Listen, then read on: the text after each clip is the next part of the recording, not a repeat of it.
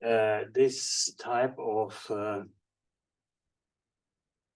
governance doesn't rely on any ideology, only wants to convince the population that this government is the only and but definitely the most efficient and competent and professional who can provide them whatever they need. That's enough. I accept the first three components because they are necessary, but I don't think that the fourth, as it is as obvious as they suggest, because I think that, and the Hungarian case will prove clearly, lucidly, that various mixes of ideologies can be live in happy and peaceful coexistence with the original suggestion of this competence and professionalism suggestion. I use Enye's approach because it's very nicely summarized so many different ideologies, so it made my life easier. And I will show you that how illiberal conservatism, civilizations, ethnocentrism, and paternalist popularity live happily together with the original proposition of this emphasis on competence. Moreover, not only live together peacefully, but even have certain synergies. So they increase each other's potential and strengths, and therefore useful for the informational autocracy. So much. In case anything is unclear, then feel free to ask. At the end of it, we can definitely talk. Oh, sorry, that was me. I forgot to turn it off. Don't think about it. Okay, the basic concept is the moral panic, which is simply, I don't know how familiar you are with it, just very briefly, you identify a problem. It can be top to bottom and bottom to top, so it doesn't matter. From our point of view, you identify a problem, which you claim it's extremely important, you simplify it for the masses, and then you stigmatize it, you tell them who is responsible for what and why is it dangerous and definitely bad. And then you build a media campaign on it to make your position clear and strong and use it realistic. You use frames, different special frames to convince the people and the hesitants that you are the right person to say the right things for them who are the right listeners, and then priming to sensitize them to these issues. And then it's over. So it's usually a bell curve. The story of a simple moral panic is a bell curve. It increases, it reaches the top, and then it disappears sooner or later. But what I'm going to talk to you about is the moral panic button, which means that on one hand, it is a complex and professional propaganda technology. It's not just a simple moral panic. It's the building of a series of moral panics on top of them, accumulated process for a long time, you will see. It is provided by a specialist organization, which contains a governmental agency in the core, but around them a large, flexible set of or network of think tanks, very flexible and very wide. And last but not least, it has a very clearly defined goal, fear-mongering and crisis-mongering, to retain power, because the argument goes that if you can convince the people that they have the good reasons to fear and they live in crisis, and you can convince them that the current government is the only one who can defend them from these dangers, then you win. You will have sympathy first, then voting power later. That's easy. These are the basic characteristics of the moral panic button. I won't go the details. What is important that it started in 2015. I will show you why and how. So it's already for 7 years in Hungary that we live in a society. You will see already 17 to 20 pressings of the moral panic button has already occurred in a cumulative way. So very much under the pressure of this governmental technology. Unlimited excess of state funds. The media is under a very hegemonic rule, but there are echo chambers. Don't forget that we are not talking about a dictatorship. It's an autocracy. So they only have to have power in a hegemonic power enough to be heard loud, clear, and dominantly. But they actually insist to have echo chambers to decrease the steam of the potential opponents. Technology is not only based on media manipulation, but they use wider technologies. I will show you later. National consultation is what it is called, a sort of push. I don't know how familiar you are with this term, like push polls. Anyway, very flexible. They always change the topic, and they always add old and new scapegoats to the original topics to reach every part of the society, to find the weak points of every type of the society, to make sure that they get the message. And mix them, and then they use very simple, very strong frames in a very monotonous way to dig deep. How it works in an informational autocracy system. First of all, helps to avoid violence because they convince the people, because they are the one who should be chosen in an election and to retain in power. Therefore, except some character assassinations, no physical violence is needed. It helps to mimic the mimicking of democracy, because if they tailor properly the election, they always know that if they have about 2 million voters, that will be more than enough to win, to have landslide victories in the coming elections. So they don't want to convince the entire population, only the selected sensitive part of the society. And finally, they use the uneducated, the vulnerable, and the uninformed or underinformed, on one hand, by polarizing the population. That will be the largest part of my would-be empirical arguments, because the polarization is the technology, how they select those who are the most feasible to keep them in power, the uneducated and the devoted and easily mobilized vote part of the society for a sort of Fidesz camp or a Fidesz.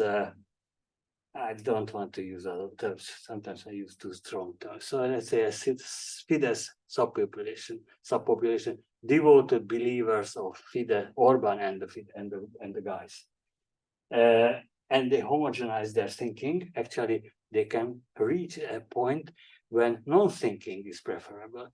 So this subpopulation automatically, by instinct, answer properly all the questions and vote at the elections without anything. Thinking is not preferable. Non-thinking is the way how to do it.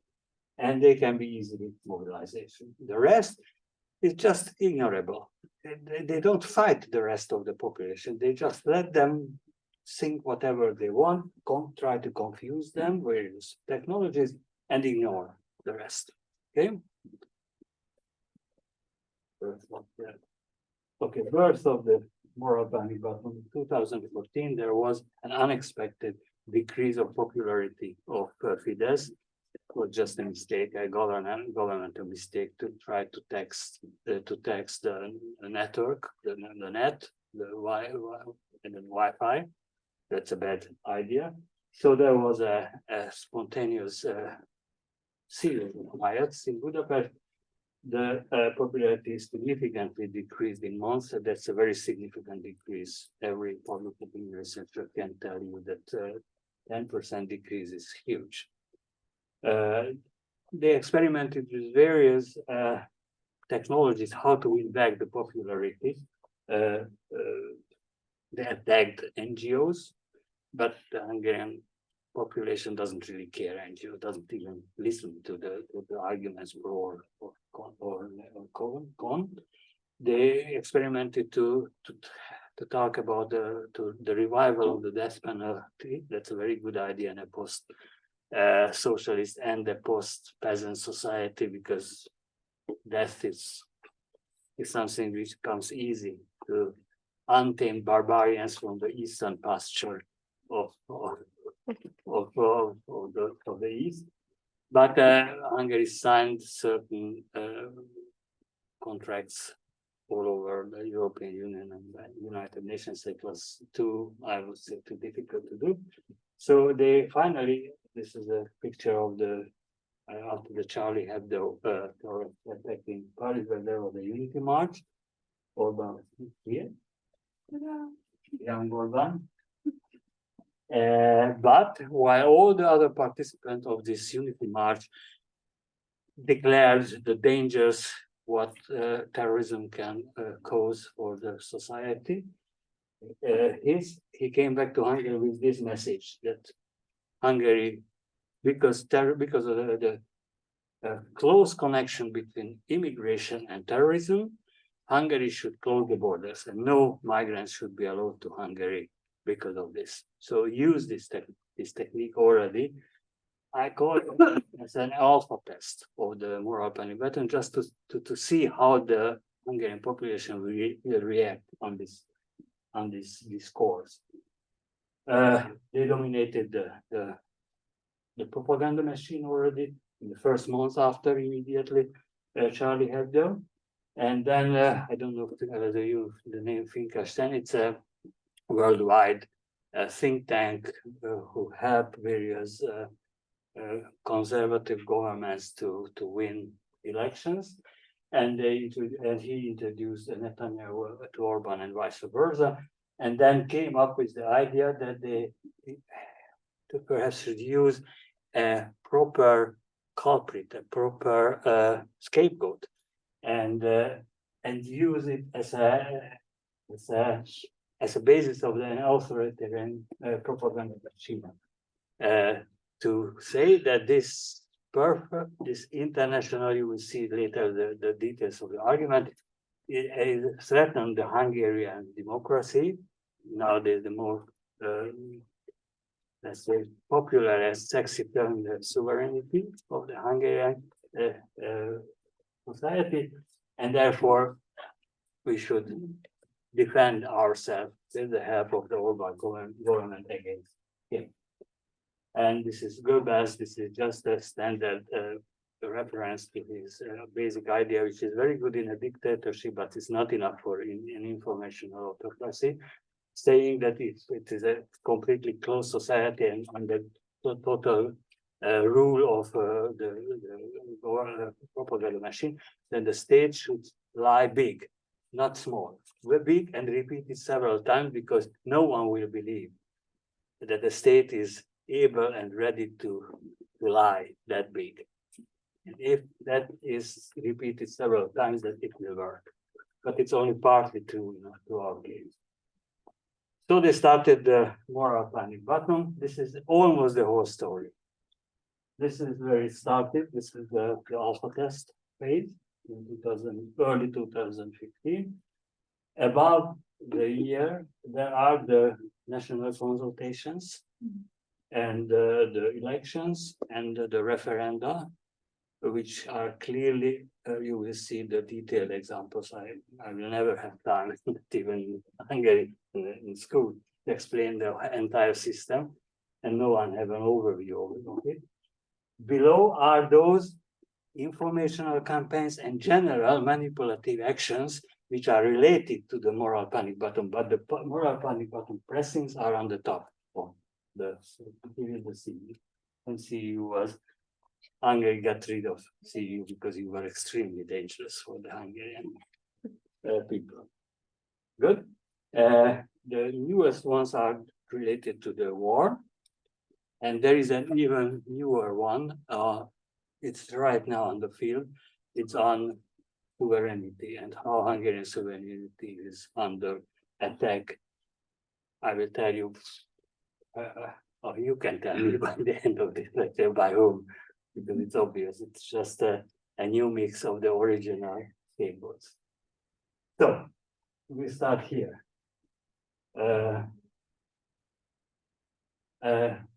It's May 2015.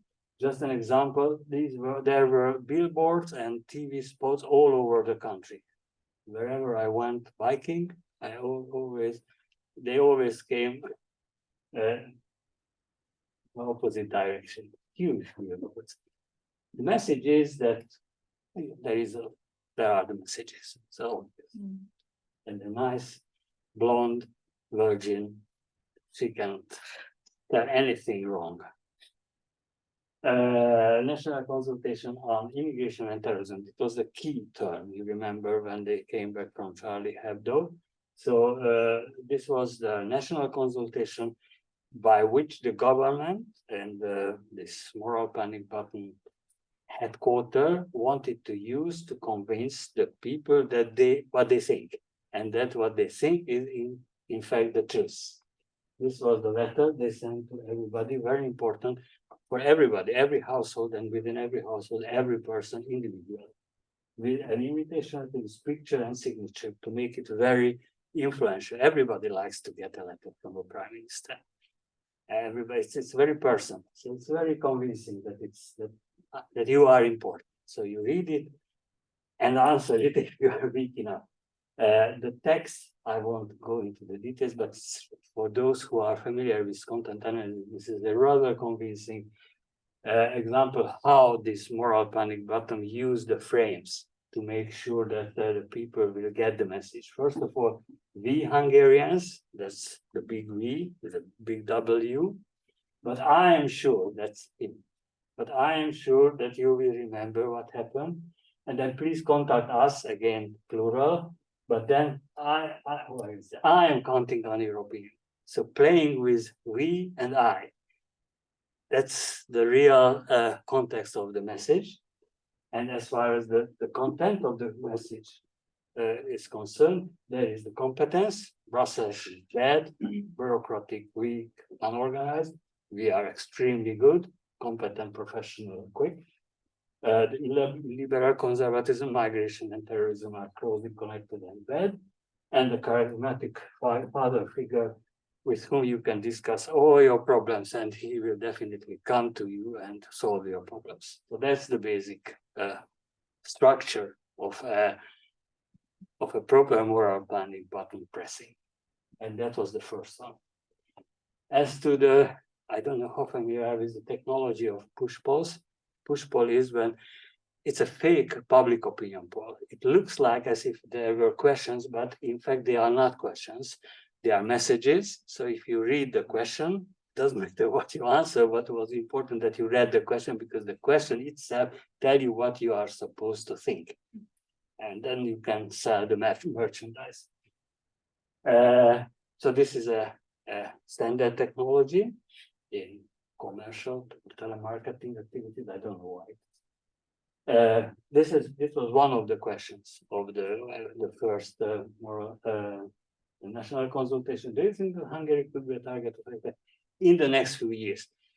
When I used to taught sociology class methodology, so in first class, I explained that that's an absolutely no. You cannot raise a question with this ending with next few years, because no one knows what will the next years will provide. So it's absolutely fake. But what is even worse, that, and it's again a basic rule, that the items to answer the question should be balanced, positive and negative, properly balanced. But here we have two positive items to answer and only one negative answer, so unbalanced. Moreover, the negative answer is a complete absurdity. No one with a little sensitivity of reality can see that it is out of question. Nothing is never out of question. So it was made sure that no one will answer no. And believe it or not, the questionnaires which were sent back, 95% answered yes. Adding up these two questions. And another question, we don't have time to go on. Then came a quota referendum on the relocation quota. I don't know whether you remember. These are informations, absolutely fakes. No one ever said anything about 1 million immigrants from Libya. But anyway, you can read it, so I won't read it. And again, try to imagine huge billboards all over Hungary, huge amount of money. And then the referendum question to make sure that no is the proper answer. And yes, the referendum was invalid, so it had nothing to do with the real legal process, but a large number of the Hungarians answered yes. Oh, no, sorry, no, vote no, answered no. And then Soros, that was the original idea of Finkelstein, that Soros is a perfect puppet master for everything you can imagine in a nationalistic sovereignty emphasis, ethnocentrist, irredentist country with bad conscience because of Jewish and from the US and a speculator and whatever. I guess you are familiar with all these things. So he was selected to be the main culprit of this process. And there was a special, there were two special national consultations to convince that we should defend ourselves against Soros. Not that Soros wanted anything with Hungary, but it doesn't matter. He was the danger against which the government was ready to fight and definitely win. And this is the parliamentary election of 2018. I like it, smirking octopus. And this is for those who have worked with visual sociology, it's a rather convincing technology that it will work. Because he is behind, but very close, very personal, very intimate. And all the puppets are just following the order. None of them want actually dismantle the fence. There's an entirely different issue, which in principle can be discussed, whether it's good or bad and what form, but no discussion is needed, no thinking is needed. What is needed just that Soros made it would make it available with his puppets that the migrants will easily cross the Hungarian borders in the future. Then the UN, huge danger from the UN. The UN said something very general, but for the entire world that migration should be organized, something like that. But for the moral panic button organizer, that was the message. This is the faceless crowd of males. You cannot see it on the crowd, but in the manipulations technique, they all had the the mobiles, which for the average Hungarian is extremely expensive. So it's a luxury. So they claim that they come as refugees, but in fact, they are not only not refugees, but economic migrants illegally crossing the borders, but have mobiles. That's unacceptable. So they are real enemies. That's the one before EU election was famous. Two old men, both laughing at Hungarians, and they want bad things, and they represent Brussels' power, overpower, dominance. So you have the right to know what Brussels is planning to do, and nothing to do with truth. And that's the positive sign, that vote for Orban's defense system, which means just to retain and of course, Soros is again in the background, as a proper puppet master should be. This is the national consultation during the COVID. I won't go into details. You can have all the slides, so you can read it for yourself and entertain yourself. And if you have any comments or questions or critiques, I'm more than happy to answer them later. I want to entertain you more the models I developed. Okay, then the next national consultation, emojis. This is because they intended to reach the youth. Well, I don't know whether they succeeded or not, but they definitely lost me. Because my grandchildren tried to explain me what the hell are these. And what is this? What is this emoji? I couldn't decipher the meaning of it. But anyway, the people answered that yes, we are in great danger because Soros is again just waiting to destroy us. What happened? It's a mushroom cloud. Ah, his that's a good. Brain exploded. His mind blown, yeah. Yes, that was the gender. I think the other one was very angry. Yes, and it's a bull. I was told it like a bull. Yeah. I didn't realize it. That's very cool. But my grandchildren immediately understood it. So again, I told you that these moral panic button creators are very good in tailoring and fine-tuning the message into the selected subgroup. In this case, my grandchildren. Okay, that's the last one, not the last one, the Russian-Ukrainian war. The European sanctions are the bombs, not the Russian bombs are the bombs. The Ukrainian sanctions are the bombs. Poland and Hungary will be completely destroyed. And again, the referendum was invalid, but those who sent back the questionnaire belong to this Fidesz subpopulation, and they agreed with this claim. Okay, so that's the illustration of the moral panic button, how it works, how it manipulates, how it tries to influence. Now, how does it help the informational autocracy to retain power?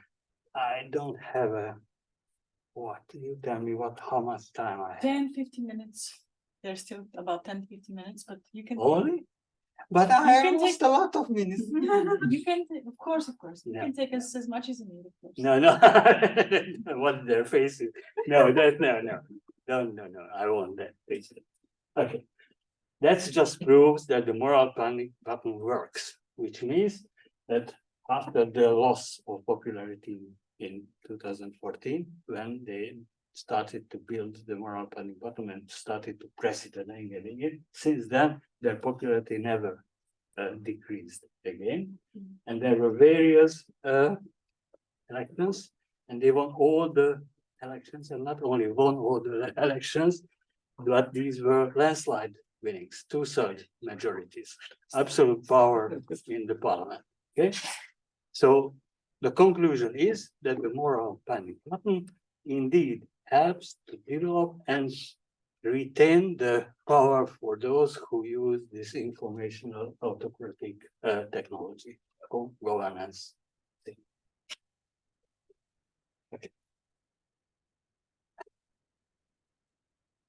Every twice a year, there are all European, this is a Eurobarometer chart. Eurobarometer questionnaires, similar questionnaire in every European country. They ask which are the two most dangerous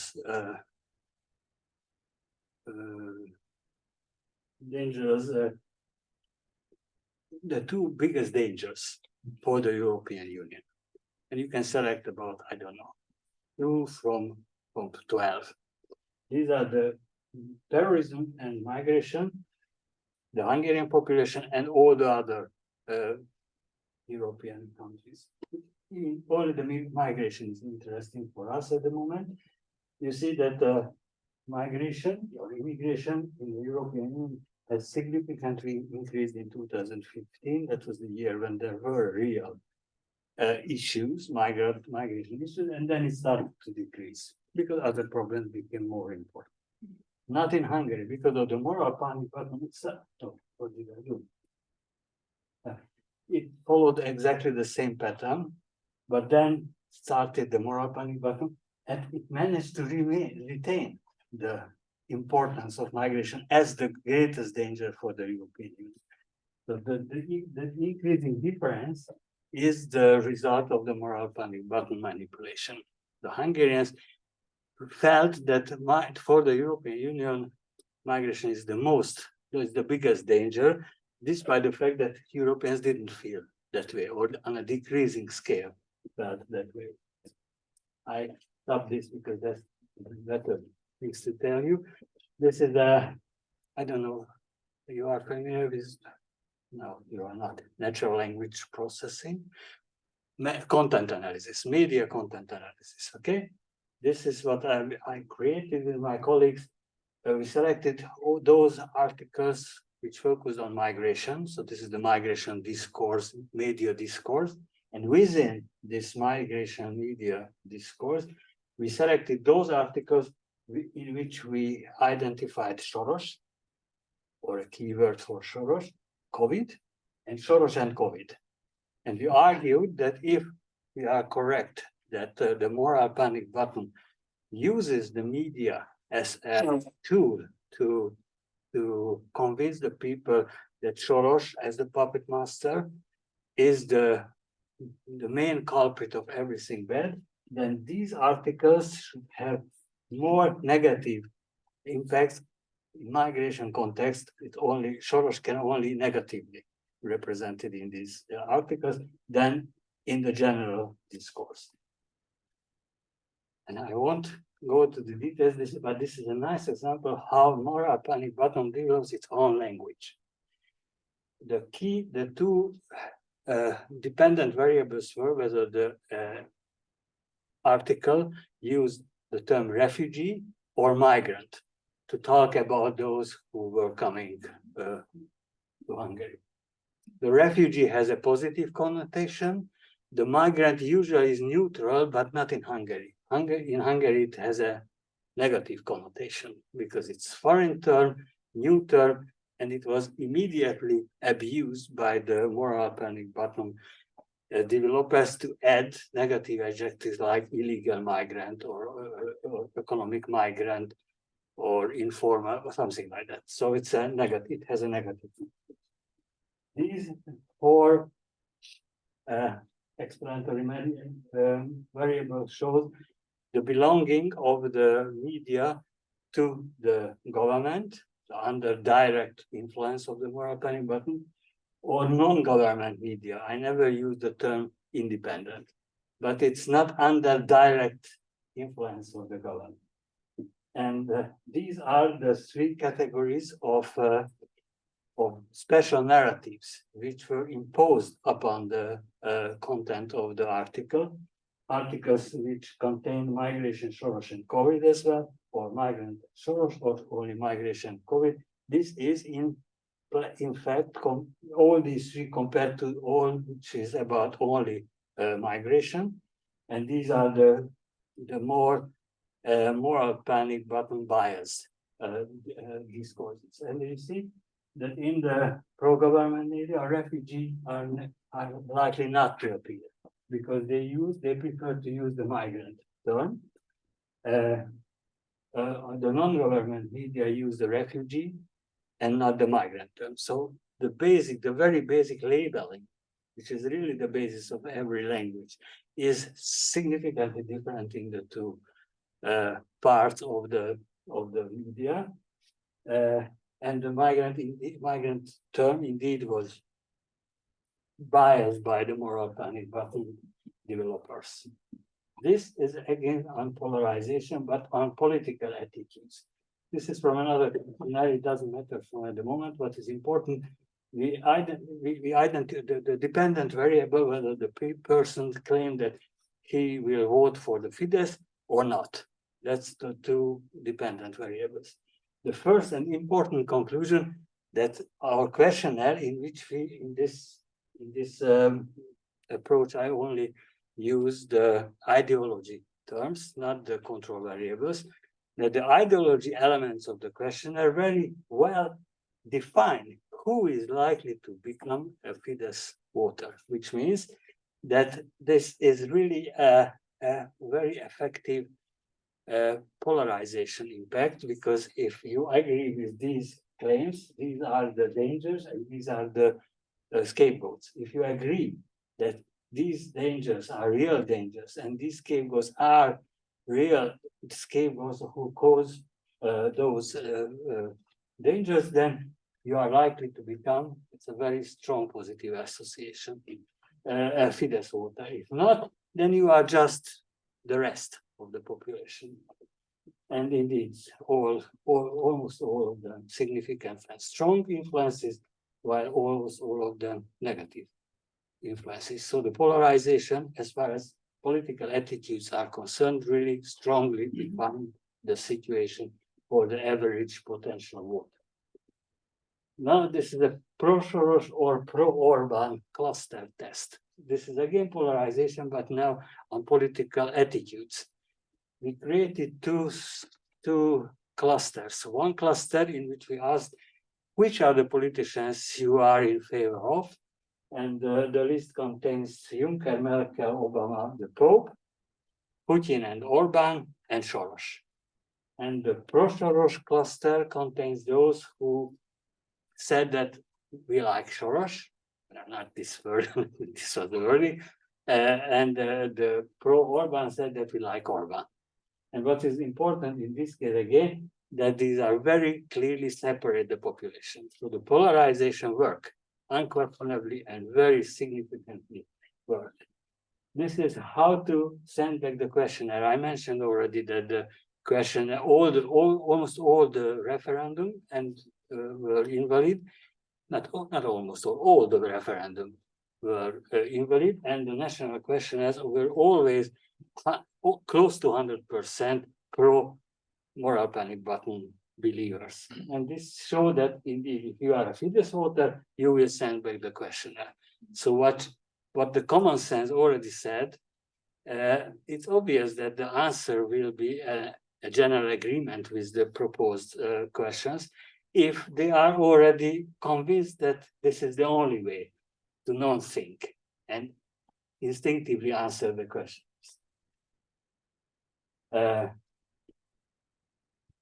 Xenophobia.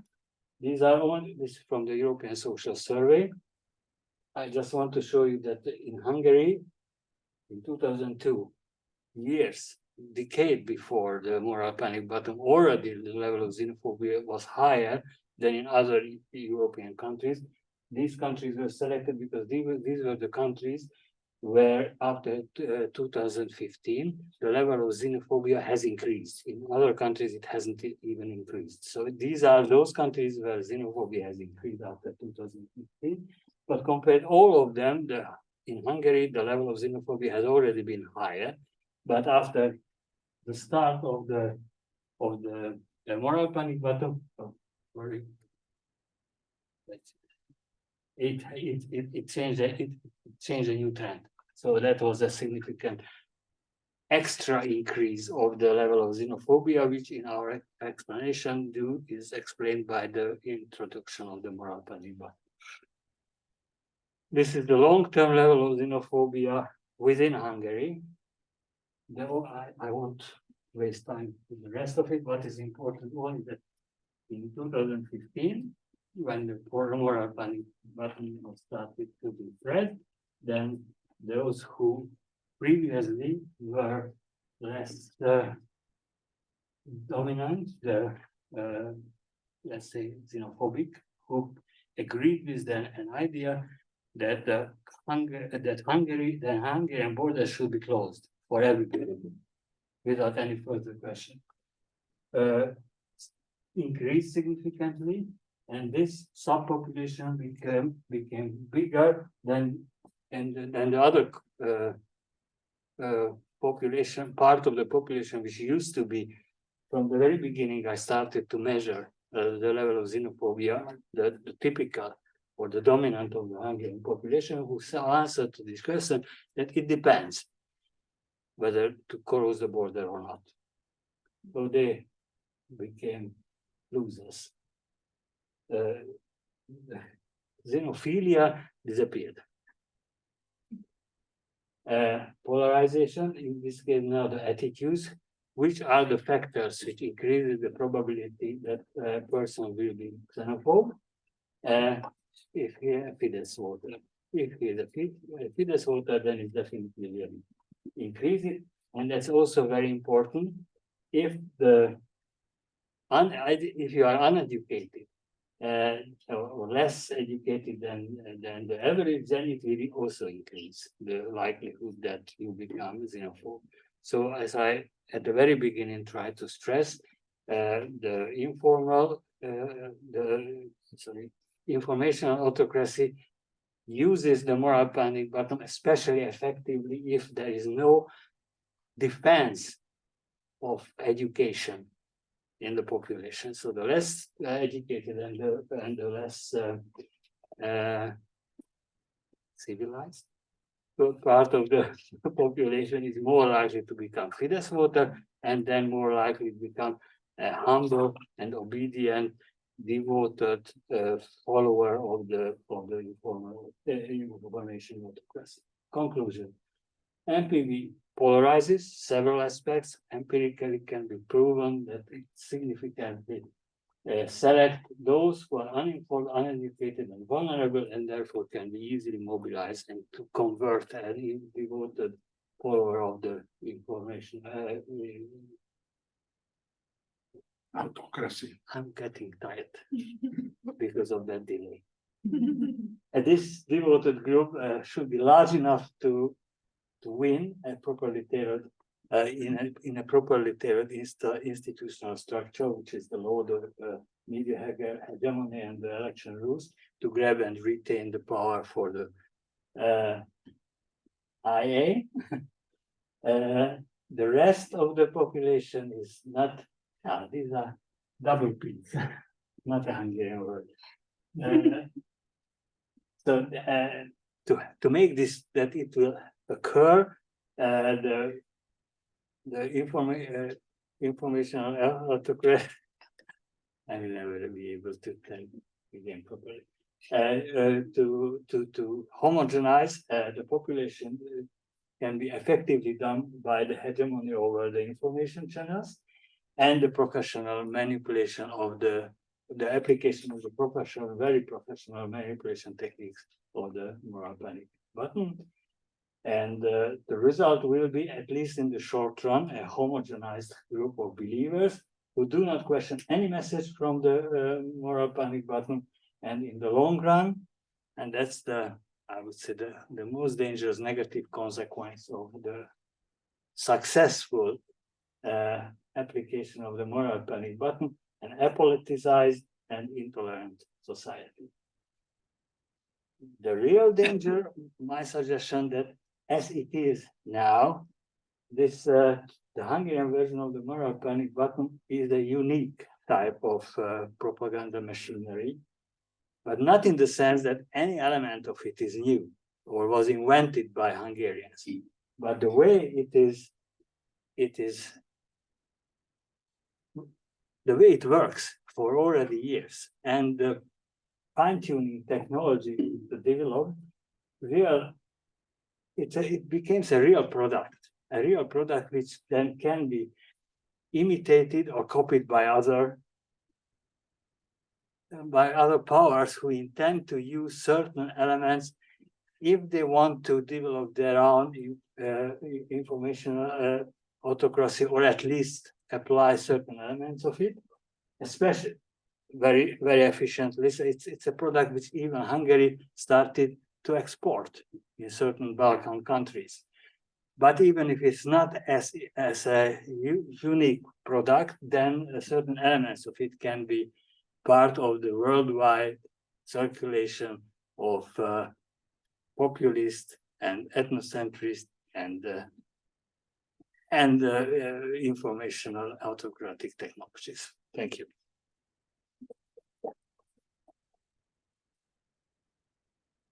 Thank you. The floor is open for comments, questions.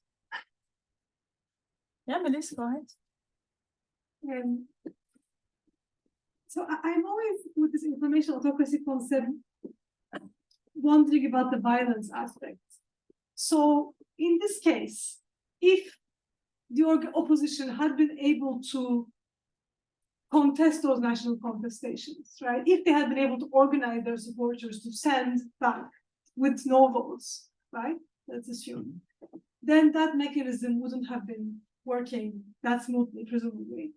Then Right, so what is the complementarity here? Then maybe then the regime actually needs to apply more repression, but still uses these mechanisms. So I'm from Turkey, right? So you understand where this is coming from. So there are complementarities between violence and these techniques. And so I'm always curious where the boundary there is and sort of how we should be defining that concept. The other thing, which is very related, so actually it did export this technology. It looks like in the latest elections in Poland, I think there were some Hungarian advisors, and they did that referendum stuff, and it didn't work. It didn't work because the opposition actually was able to organize, actually not very even formally, but somehow, since whatever, to not vote for the referendum, which meant that it would be below the threshold. Now, of course, this is about organizational things. Much of this is informal, probably, right? These national consultations, they're not official referenda. So it is partly a botched application of the principle, partly just different circumstances. As to your first remark, of course, I have no answer to any of to your questions.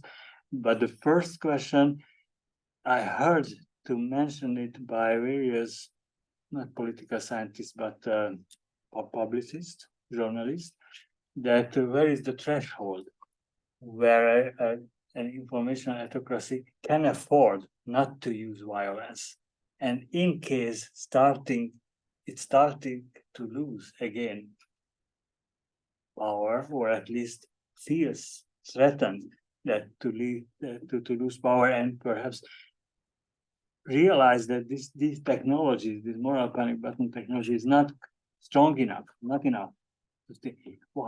How would it react? I don't have any answer, but I know that I assume that as long as it works, they will retain this technology, not because they don't like physical violence, but it is, on the one hand, they are good in it, they invested into it heavily, so they want to see the profit of it. There's a lot of money going around in this, and they want that money to flow again and again into the same coffers. And on the other hand, they want to mimic democracy. They cannot afford not to become fully democratic unless the world changes significantly. And there are trends which might relax this second aspect, but I don't know. I'm not a futurologist. Are there still futurologists, or it's not an existing? When I was younger, we were even teaching at the university futurology, not me. The other question, I put together a proposal for a Polish journal, the Central and Eastern European Migration Review, a special issue, in which I invited a guy from Poland, one from Israel before the war, and one from Italy, to write something about how come that they do not seriously take steps toward information autocracy, because all the political conditions seems to resemble to the Hungarian one, but still they don't reach that point, or they cannot organize it, or I have no idea. But I asked them to answer your question. So once they answer your question, I will send you the. I have no answer. Thank you, Melissa. Andras? Thank you very much for the presentation. Comment and question. I agree with Melis that it depends on the context. So it didn't work in Slovenia. They wanted to export. It didn't work in Poland. So I think therefore it should be investigated in the social context, and not simply the 2/3 majority is there, but some social embeddedness of this behavior, and which cannot export, which is a good news that it cannot be so quickly exported to other countries. And Antonio Gramsci came to my mind, who said that if you have strong civil society, then you cannot use the violent tactics that the Russian revolutionaries try to do. So that's about the context, and maybe it's a peculiar Hungarian phenomenon. We should check it globally whether it exists in other places in such a sophisticated way. It is sophisticated because it is not just information but also research, and that is more like a comment. I don't know exactly, but there are rumors that there is a minister for propaganda, Antal Rogán, and they are using sociological methods to measure the actual opinion of the population using focus groups, and they test certain narratives, test certain concepts. The hardworking, ordinary people that was used by Trump in 2015, and that was tested in Hungary, and they tried and it didn't work. So after 2 months, they forgot it and they implemented something else. So there is a relatively, of course, lot of money, relatively serious research on testing certain concepts, and therefore it is more discourses and less ideologies, in my view. This is more like a comment, but you can. Okay. The first part of happy the to- comment, I suggest you to get answers from him, because I think that he is right. It is the context, it is the history, Yeah. historical context, and a lot of other things, religion, the role of church and civil society. Obviously, these are the basic differences between, let's say, Poland and Hungary, but I wouldn't dare to add it because I don't know anything about Poland. I don't know enough about Poland to say. I'm not a political scientist. I'm more humble. I'm only happy to say what I can use to prove, more or less prove by statistical methods and methodological techniques, mathematical techniques. As to the second one, it's not a rumor. I know, because Yeah, I think so. It I exists. mean, I have colleagues and former students who work for those Hungarian governmental institutes who do this type of background research, which is again not a Hungarian peculiarity. If you saw what was the title of that American series, The President's Man, President's, I don't remember. West Wing? What? West Wing? Yes. Yeah. That was the time. Elnökembere. West What? Wing. What? West Wing. That was West Wing. Yeah. Ah, thank you. West Wing. That was US and decades ago, and the background research immediately and without any financial concern immediately worked. So it's not a Hungarian innovation. And yes, they applied. What is even, I would say, it's a paradox that you remember the Hungarian time series of the level of xenophobia. I didn't go into details regarding the level of xenophobia between 1992 and 2015, but there were several changes, and I published a lot about the reasons why the Hungarian level of xenophobia is changing from time to time, and which are those parts of the society which are the most likely to become xenophobes. And international comparison showed that the Hungarian level of xenophobia was way beyond the average of the European countries. I think these previous research were used, so my research was used to develop the moral panic button, because they chose the anti-migration discourse because they saw that it will work.